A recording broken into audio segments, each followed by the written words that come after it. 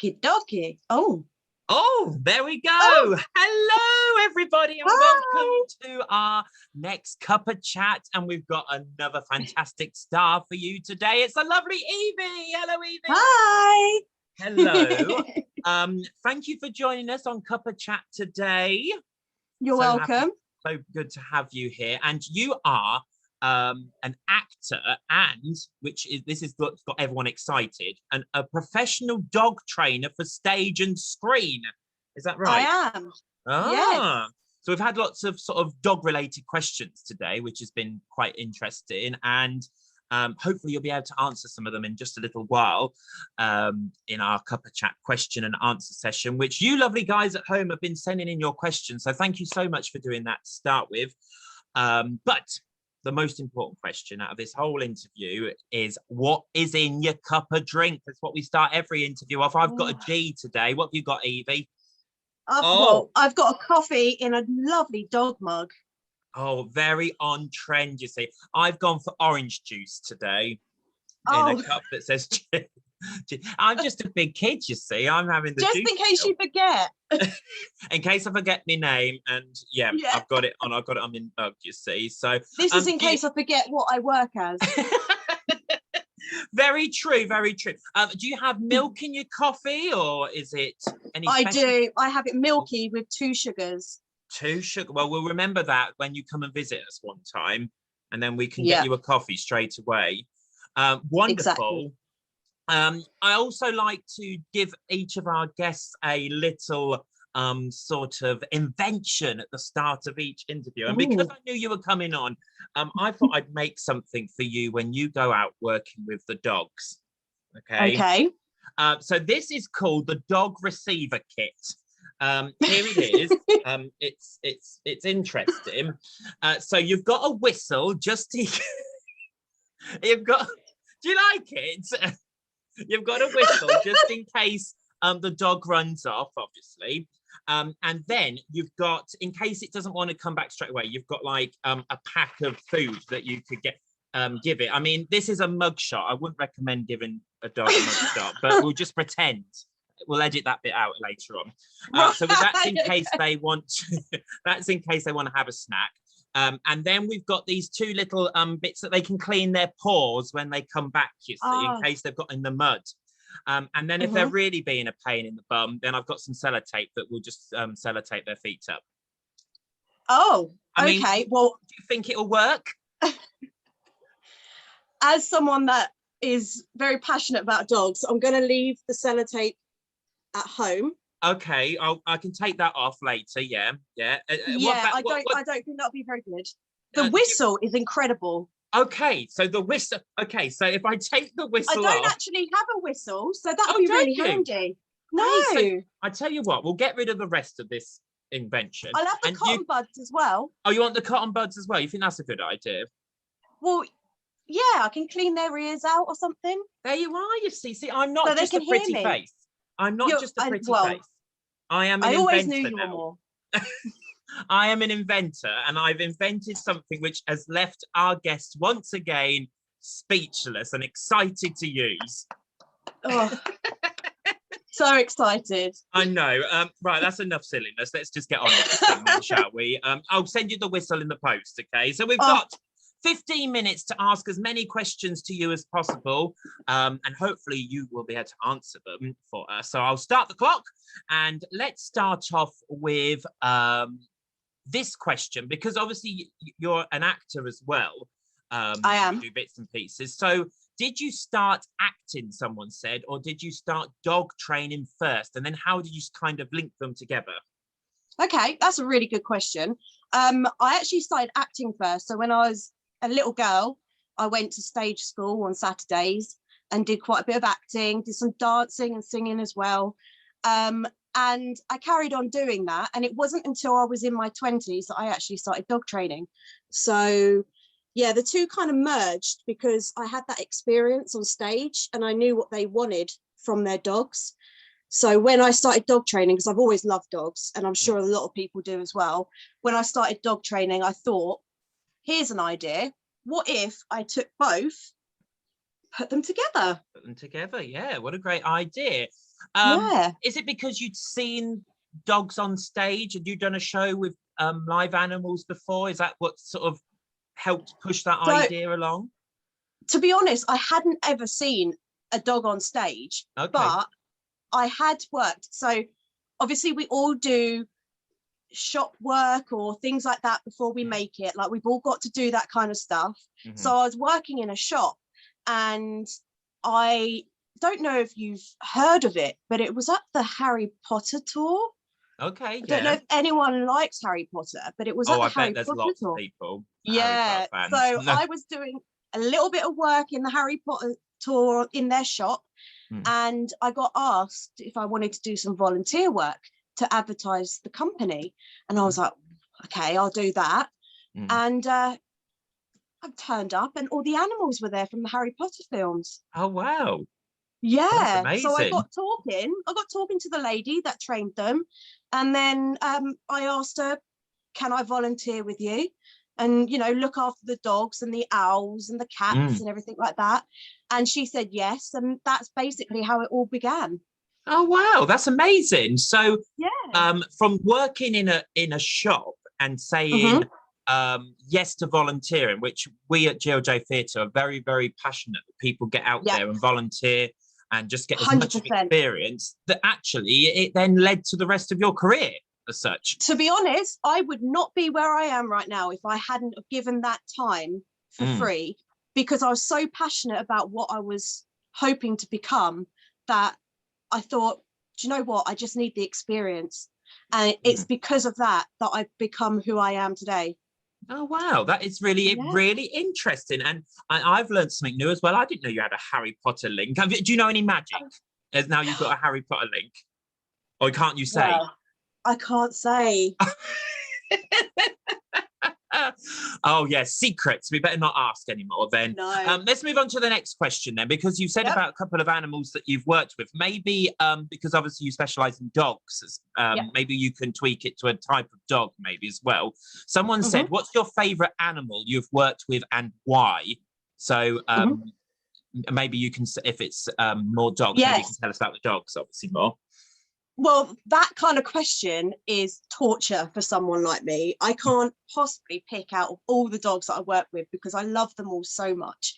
I've done the most shows with a little Cavachon, which is a Cavalier King Charles Spaniel and a Bichon Frise crossed over.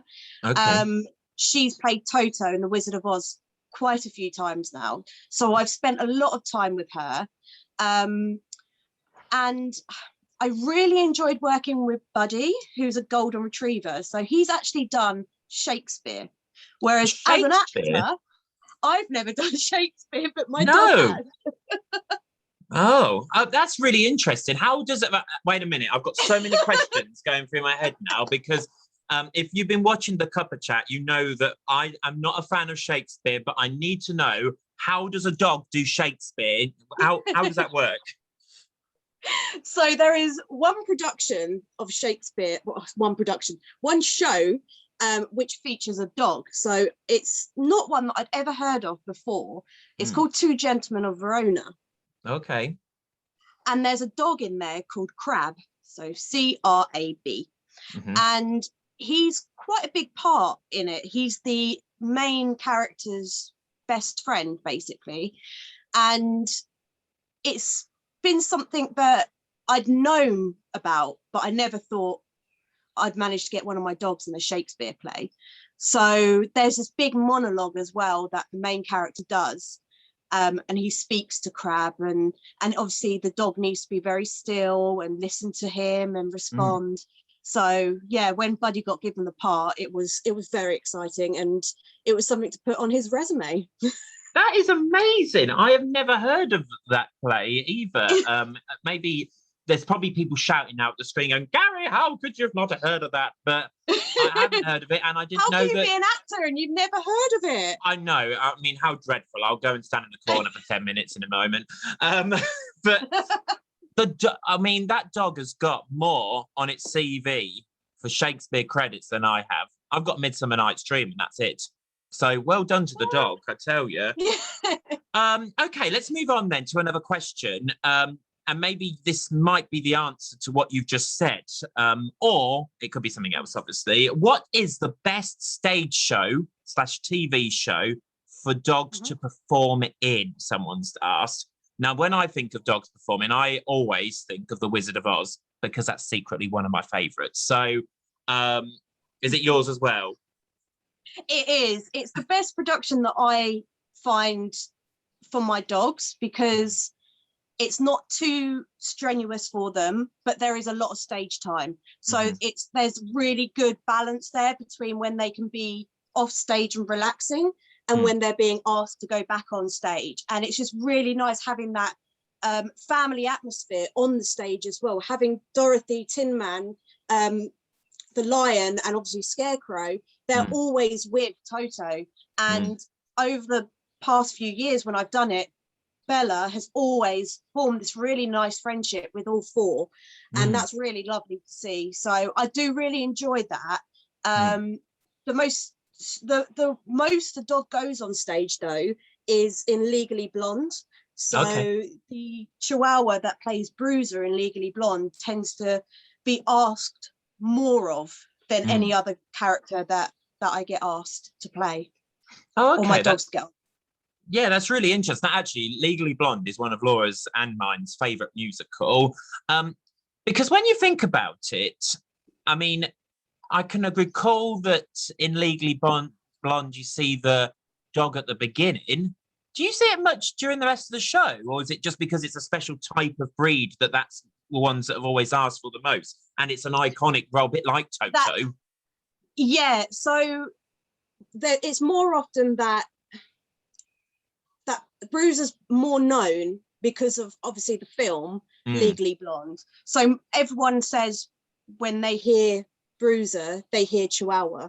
So it's the most sought of character that I get asked about. But it's also the most difficult position to fill, because Chihuahuas aren't the easiest to train, especially when it comes to things like on stage with loud noises and things like that. So I have to say it's definitely Wizard of Oz. I think that is the better one.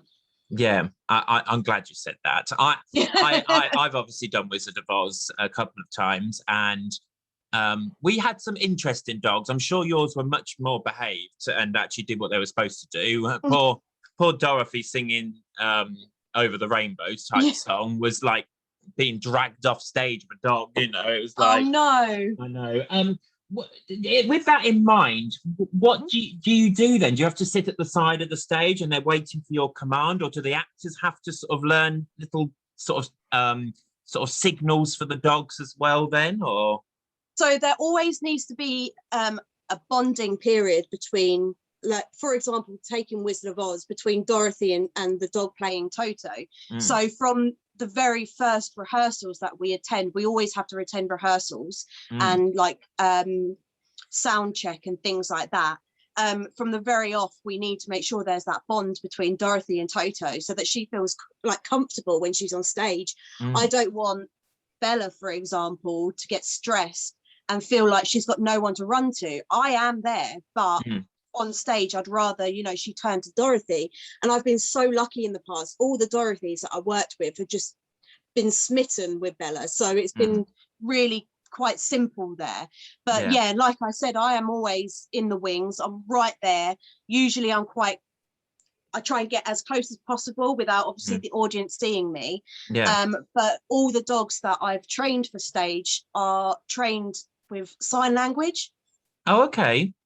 So they're trained with verbal commands, so I can do nothing with my hands and just say the word and they'll know what it is. Or I can say no words and use hand commands and they'll know what that is as well.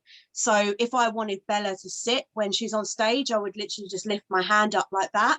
So quite big though.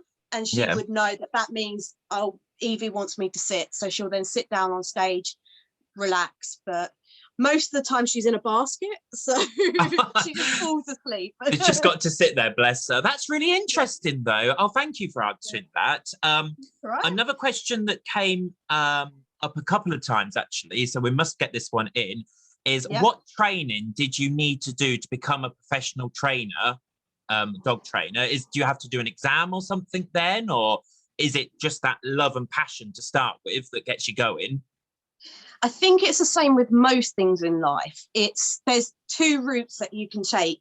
You can take the going to college, doing university, you know, getting a degree, whatever it is that you need to get there, or you can do the practical side. So actually go and do volunteer work and practice that way. So I didn't go to university to learn how to train dogs. I didn't even know back then that that's what I wanted to do. I was still acting, you know, I was acting and working in a shop. So what I decided to do was volunteer, give my time up, and in exchange, instead of being paid, I got experience and got taught things. So eventually I actually landed a position where I was being trained to be a trainer. And that was a very intense time in my life, because I was being thrown all this information, which I thought I knew, but I was actually being tested on it. So it was from there that I found most of the skills that I needed. Yeah, it's really interesting because, as we said earlier, and I can't stress it enough, and I'm glad you're saying it as well, getting that experience, and especially when you're younger, we've all been there and we go, well, I should be really paid for this, you know, because that's what you're brought up to, get a job, get some money in. But actually you get so much more out of just some experience and learning, as you say, at the same time. I was juggling a full-time job and my volunteer work. I had no days off, because my days off were volunteering, and I wouldn't have changed it for the world, because through that I knew which area I wanted to focus my life on, and it was the thing that I was willing to do for free.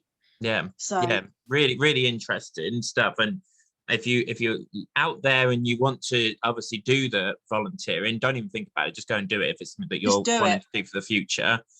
Another question that came up, which I thought was quite an interesting question, but very one that to ask an expert, obviously.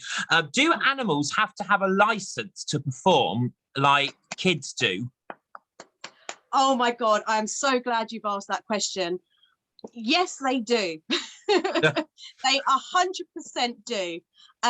Every single dog that appears on stage needs to have a valid performing animals license, also known as an animal activities license. So it goes through the owner or the trainer. Okay, so usually I would have one which covers a specific amount of dogs, and I need to provide all the information for the dogs. I need to provide forms filled in for how much the dogs drank during the day, how much it slept. I have to keep a monitored list on what they take into their body and what they let out. It's honestly very, very, very important. And it's not something which people find easy. So I do worry that, you know, people try and take the side route there, but legally, yes, 100%, you do need to have a license. And it's more for the dog's sake as well, because if this dog has passed all these tests, it's obviously prepared and it can handle being on stage. Just like with children, you know, they go through this to show, yes, I'm happy to do this, I'm prepared to do this. And that's what the dogs need to do as well. Yeah, that's really interesting, because obviously a lot of people go, oh, my dog or my tortoise, my cat, whatever, they could go on stage, anyone could do that. And actually, when you think about it, it must be quite terrifying. It's scary as a human, us going out on stage, and we understand that there's a load of people watching us coming to see a show. We know there's going to be a firework goes off or whatever. Yeah, that is really a really good point, that and people like you have to get the licenses in. So it's probably quite annoying when people do say things like that and go, oh, I've got a dog that will just do it. You know, you've got to be careful, haven't you? You can't just I do, and I often see it as well, especially before the pandemic, obviously. I see it all over social media, people showing off their productions and saying, we've got this dog. And I have to bite my tongue to not say something to them, go, do you have a valid license? Because it's just going to make more trouble. But to be honest with you, if you're advertising the fact that you've got a dog in your show which is alive and you don't have a license, you will be found out, because they are monitoring it so much. So I just know I have to step back and say, well, I've got a license, I've got trained dogs, I know what I'm doing. If you really want to have a real dog in your show, which I really do say is amazing, it changes the show completely. If you do, hire us, because we know what we're doing, basically. And it can all be done properly as well. We had in Panto 2 little Shetland ponies sort of things for Cinderella. I'm laughing because Laura's giving me a look because they pooed on the stage all the time, but they had to have a license, and they literally just stood there. So don't, if you're watching, don't do things without a license. Get Eveey in, and people like Eveey to do it. Right, speaking of someone else, I'm afraid we've got to that point of the interview where I can't. No, it's not time to say goodbye yet. It's even worse than that, Eveey. It's the point of the interview where I have to let someone else in because they insist that they want a question to ask. This is supposed to be Cuppa Chat with me and a special guest, not with Laura as well. Okay. I can ask a question. Go on, get on with it then. So obviously, like the rest of us, we all have a bit of downtime. What's the things that dogs like to do on downtime when they're not on stage or not rehearsing? Just normal everyday life. Yeah. Sleep. Just like me, they like to sleep. To be honest with you, being on stage is very little of their time. Every single dog that I have on my books, obviously that's an old phrase, but every single one of them comes from loving family homes. Like, the stage thing is just a small part of their life. Like, none of them live with me. They've all got families, they've got kids, so and especially when they come onto a show as well, they spend a small amount of time on stage, and the rest of it they're just being dogs. They're sleeping, running around, and no matter how glamorous the stage show is or how amazing they are, I'm still the one that has to pick up their... Oh dear. That sounds like no, we're not going to get there. Thank you, Laura. Thank you for that question. Now right, let's move on. We've got time for just a few more quick fire questions, so let's get a few more in. Can you give us any tips on how to start training our dog for TV? Do directors look for anything in particular? Someone's asked. It's a very tough thing to answer because training for stage and screen starts basically as soon as they're born. So from the moment you bring them home at like 12 weeks old, you would start conditioning them to loud noises and stuff, and you can't do that unless you know for a fact that dog's going to be able to handle it. So I don't ever say to anyone, you take your dog from the breeder and then you start doing loud noises in front of them, or doing pyrotechnics and things like that, because it's not good. It's not good for the dog. The dogs that I've got, they've been trained from day one, and if any of them show even the slightest sign that they're uncomfortable, that's it. They do not go on stage. I would not put them through it. So I do only have a handful of dogs that I would say can go on stage, and I know there's a lot of other companies that are more screen specializing, so do films and TVs, and all their dogs are bred specifically for that, because they've got that calm nature. It's all from day one. So unfortunately, I know people would love to have their dog in a show, and maybe one day you're lucky and I come across your dog and I'm like, your dog's perfect, but it takes a long time. It takes a very long time. And actually, that's quite nice in a way that you say that if they feel uncomfortable, that's it. That you don't pressure. A bit like we wouldn't want to be pressured to doing a song on stage, for example, if you don't like singing. So that's really nice that the animals and the dogs get the sort of treatment that they deserve. They're not just shoved on the stage. And no, there was one point when I was doing The Wizard of Oz, and we went to a theatre, but it wasn't it wasn't a theatre, it was an auditorium. So it was very big and very echoey. And the moment they started doing their sound check, me and Bella were on the side of the stage, and it was so loud that it was vibrating through the floor. And obviously, her being a small dog, she could feel it. And I could tell from the moment they started playing the music, she wouldn't be able to handle it. Yeah. So I think we had 4 shows at that location, and she didn't do any of them.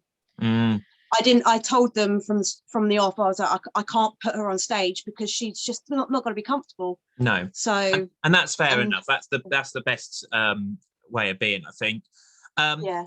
Speaking of getting scared, someone's question was, do dogs get scared easily on stage, like when the audience clap, for example, or is that part of the training that stops them from being scared?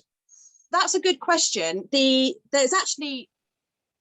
do get scared, as I've just mentioned. Usually, though, it's something that they haven't been trained to be okay with. Like, I obviously hadn't been able to train Bella to be okay in an auditorium, but that's not easy to train a dog if you don't have an auditorium handy. Yeah. So yes, they do. And if there's anything unexpected, like usually shows, when you do the same show, it is literally the same show over and over, and she knows what's going to come next. So if there's anything really unexpected, like a piece of set falls down, obviously she's going to get scared and she's going to run, you know. So yes, she gets scared. However, the clapping is another thing. Clapping is actually a good thing for the dogs that I train. Oh, okay. So since they were puppies, I train them that when they do something good, so where you would normally say good girl or good boy, I would say that, but I would clap. So I'd say that's a good girl. So she's learned that clapping means she's done something good. And you'll notice when she goes on stage, when people clap, she actually perks up and she's like, is that for me? I've done it. Like, I've done my job. Well done. That's really interesting.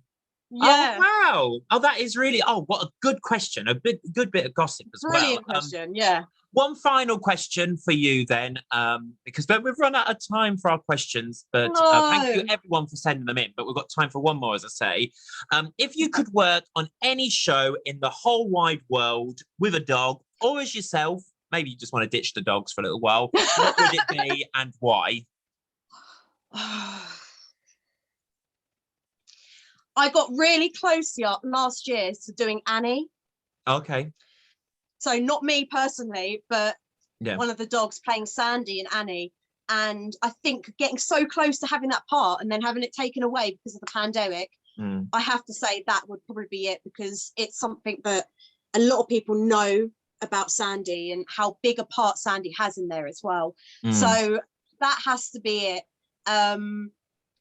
Yeah, for me personally, though, I would love to be in Chicago. Oh, very nice. Yeah, I think that's 2 good answers to finish on. Oh, thank you so much for answering the questions, and thank you to everyone obviously at home for sending the questions in as well. We're sorry we didn't get to ask all of them, but I think we've got a good bit of gossip from Eveey out of all this. So thank you. All we've got to do now is to finish off, as we do every single Cuppa Chat, with a game. Now, hopefully you're going to be a star at this, and I think you are actually. This is a game where we're asking all of our guests to name as many drinks as possible within 30 seconds, okay? And it's actually, what we've found, Eveey, is that this game tells us quite a lot about the people we're talking to, what drinks they say. So I'm going to get 30 seconds on the clock. I'm going to write down here, and then we've actually got a leaderboard going as well. Currently in first place, we have our lovely Victoria from the Mousetrap. She's got 26 she got out of 30 seconds. And our gorgeous young Will, our professional singer, got 15 last time. Oh, my Lord. So you could easily get into first place, is what I'm saying. Okay, so I don't know about that. But... or you could be in third. And I mean, that's as good. That's fine. So, first of the losers. It's great. I'm going to give you 30 seconds on the clock, and I'm going to write down how many you've got. You've got 3, 2, 1, go. Coffee, tea, lemonade, Coke, orange juice, apple juice, tropical juice, water, Sprite, Robinsons, squash, wine,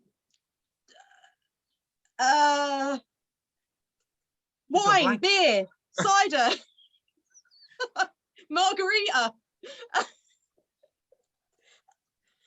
Go on, you can do this. Oh my God! No! No! I think we found out what drinks you like, don't we? Oh, I tell you what, I start though. the day with coffee and I end it with a margarita. A margarita. There you are, you see. Well, actually, you know what? You didn't actually do that bad. I'm quite impressed, Rick. Really. You What did I get? You are actually level with someone else. No. You are. I know, it's a shock. You are level with our Prince William himself. You got 15. No. You did. So you're actually joint second at the minute. How do you feel? The best.